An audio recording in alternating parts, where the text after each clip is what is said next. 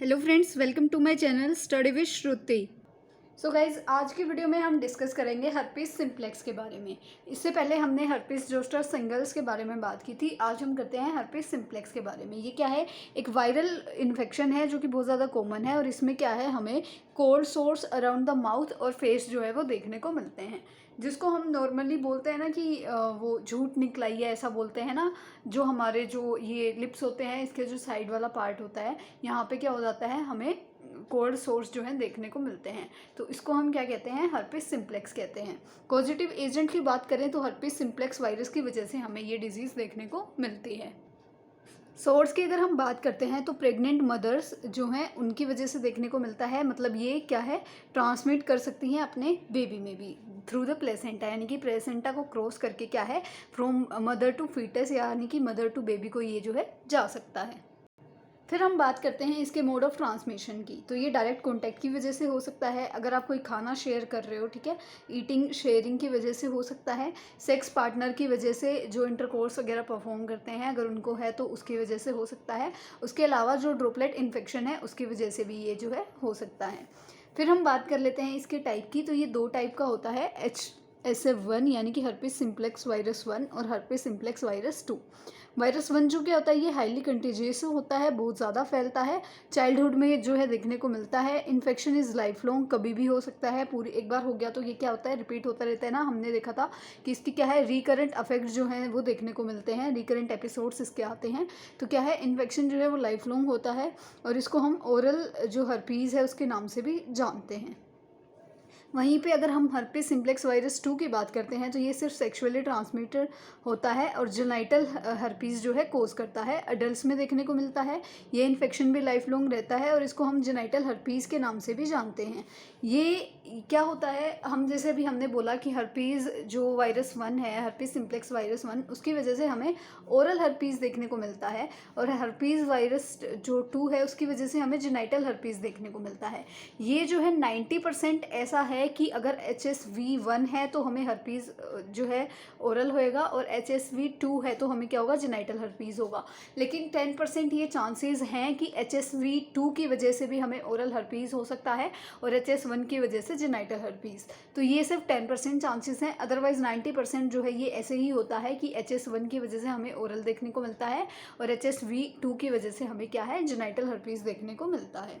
फिर हम बात करते हैं इसकी इटियोलॉजी की कि ये क्या क्या कोजेज़ होते हैं। तो एजेंट हमने देख लिया कि ओरल इन्फेक्शन HSV1 की वजह से होता है और जेनाइटल HSV2 की वजह से होता है।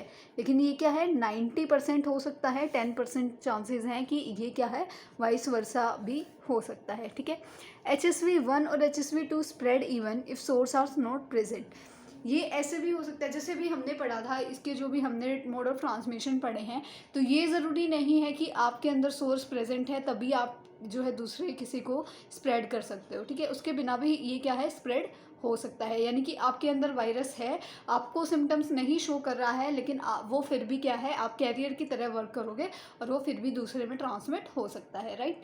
उसके बाद हम ट्रिगरिंग फैक्टर्स की बात करें तो अगर कोई इमोशनल अपसेट है या किसी को बहुत ज़्यादा साइकोलॉजिकल स्ट्रेस है तो उसकी वजह से हो सकता है। फटीगनेस की वजह से देखने को मिल सकता है, अगर बहुत ज़्यादा टायर्ड कोई है, किसी का लाइफस्टाइल बहुत ज़्यादा बिजी हो गया है, राइट। मेंस्ट्रुएशन की वजह से हो सकता है और स्ट्रॉन्ग सनलाइट के एक्सपोजर में अगर कोई आ रहा है कि बहुत ज़्यादा जो है, बहुत ज़्यादा तेज़ धूप है, बहुत ज़्यादा स्ट्रॉन्ग सनलाइट है, उसके एक्सपोजर में अगर आप आ रहे हो तो भी देखने को ये जो है मिल सकता है। इंक्यूबेशन पीरियड की अगर हम बात करते हैं तो इसका 1 वीक होता है। अब एक नोट यहाँ पे हम देख लेते हैं, जो HSV है यानी कि जो हर्पीस सिम्प्लेक्स वायरस है वो मल्टीप्लाई करता है एपिथेलियल सेल्स में, फिर वो ब्रस्ट आउट होता है, जो उसके ब्लिस्टर्स वगैरह हैं वो ब्रस्ट आउट होते हैं। मतलब जब ये ब्रस्ट होता है तो हमें क्या है, ब्लिस्टर्स वगैरह देखने को मिलते हैं जो कि इसके सिम्टम्स होते हैं। फर्दर सिम्टम्स हम इसके आगे डिस्कस करेंगे। उसके बाद ये इन्फेक्ट करता है गैंग्लियन को, क्योंकि हमने पढ़ा था कि जो हर्पीस जोस्टर वायरस है जब वो क्या करता है, वो सिंगल्स और सिम्प्लेक्स जब बनता है, जब वो कहीं पे स्टोर हमारी बॉडी में रह जाता है लेटेंट वे में, राइट। और वो लेटेंट वे में कहाँ था, जो हमारी गैंग्लियन थी वहीं पे जाके वो रह रहा था, तो ये इसको भी क्या कर सकता है, अफेक्ट कर सकता है। उसके बाद सिन herpes simplex system not present, symptoms not present but infect the other person as a career.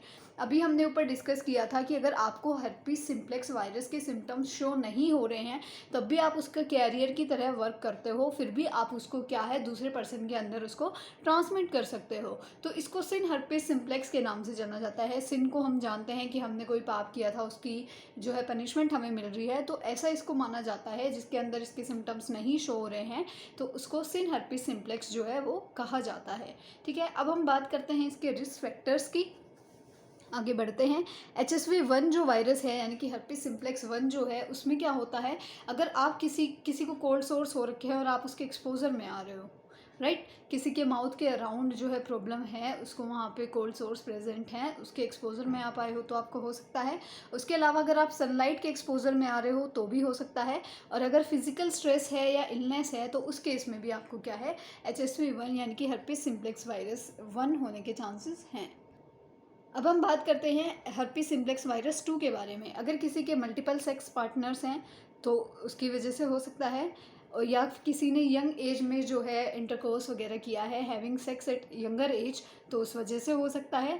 Female में होने के चांसेस ज़्यादा होते हैं, और जिनका वीक इम्यून सिस्टम है, जिनकी इम्यूनिटी बहुत ज़्यादा वीक है, उनमें होने के चांसेस जो हैं ज़्यादा होते हैं। अब हम इसकी पैथोफिजियोलॉजी डिस्कस कर लेते हैं। तो जो हमारा हर्पीस सिम्प्लेक्स वायरस है वो क्या होता है, प्राइमरी इन्फेक्शन जो है प्रेजेंट होता है होस्ट में। ठीक है, एंटर करता है नर्व टर्मिनल्स में सेकेंडरी, यानी कि होस्ट में वो इन्फेक्शन प्रेजेंट था, उसके बाद वो नर्व टर्मिनल्स में चला गया। उसके बाद उसने जो हमारी ट्राइजेमिनल नर्व गैंग्लियन है वो वहाँ पे एंटर हो गया और वहाँ पे लेटेंसी में रह गया।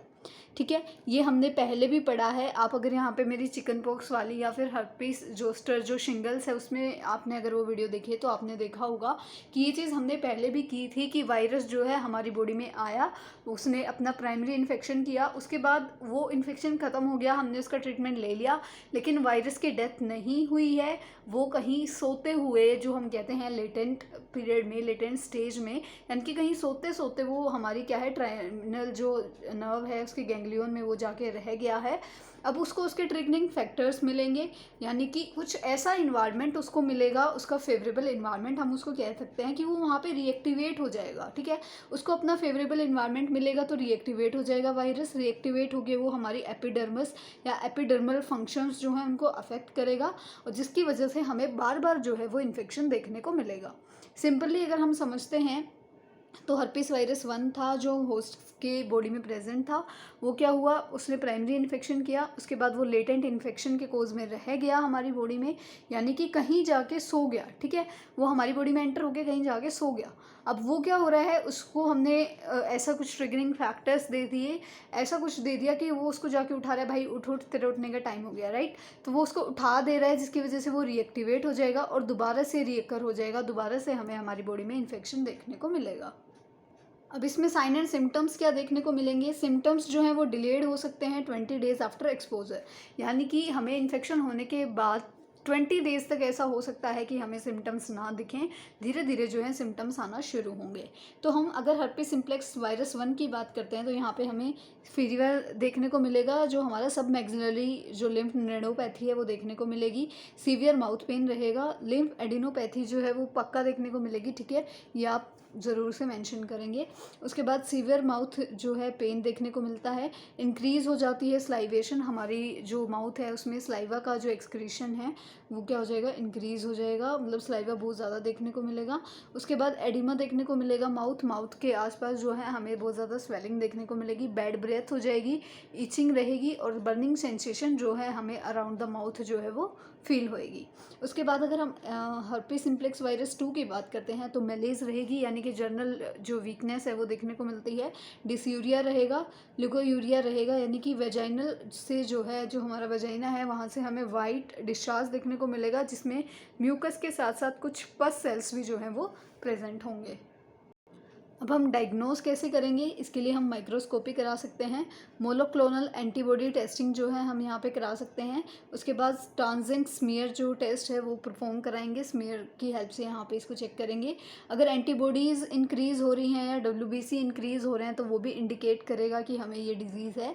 उसके अलावा हम जो है PCR टेस्ट कराएंगे CSF में, उससे भी हम क्या है पता कर सकते हैं कि हमें हर्पीस सिम्प्लेक्स वायरस है या नहीं है। मैनेजमेंट की बात करें तो यहाँ पे हम मेडिकल मैनेजमेंट डिस्कस करते हैं। हम एसाइक्लोविर ऑइंटमेंट दे सकते हैं लगाने के लिए। उसके बाद क्या है, सिस्टमेटिक थेरेपी दे सकते हैं विद ओरल एसाइक्लोविर, यानी कि सिस्टम में जो भी हमें सिम्टम्स देखने को मिल रहे हैं उन सब का रिजल्व करने के लिए थेरेपी देंगे, और ओरली लेने के लिए हम एसाइक्लोविर जो है प्रोवाइड कर सकते हैं। उसके बाद एंटीवायरल एजेंट्स देंगे, जैसे एसाइक्लोविर होती है, इसके अलावा और भी एंटीवायरल एजेंट्स होते हैं जो हम यहाँ पे दे सकते हैं। कॉम्प्लिकेशंस की बात करें तो इसकी वजह से जिंजोवोस्टोमेटिसिस देखने को मिल सकता है, और ऑटोनोमिक न्यूरोपैथी, ठीक है, जो डैमेज करेगी हमारे ईएनएस को, और वो रिजल्ट कर सकती है यूरिनरी इन्फेक्शन को। ठीक है, तो यानी कि क्या होगा, जो हमारी जिंजिवाइटिस है वो देखने को मिल सकती है हमें यहाँ पे, एक तरीके से हम ये कह सकते हैं। और जो जेनाइटल है, ठीक है, ओरल हर्पीस की वजह से हमें क्या है, जिंजिवाइटिस देखने को मिल सकता है। और अगर हम बात करते हैं जेनाइटल हर्पीस की, तो उसकी वजह से हमें फर्दर यूरिनरी इन्फेक्शन जो है वो देखने को मिल सकता है।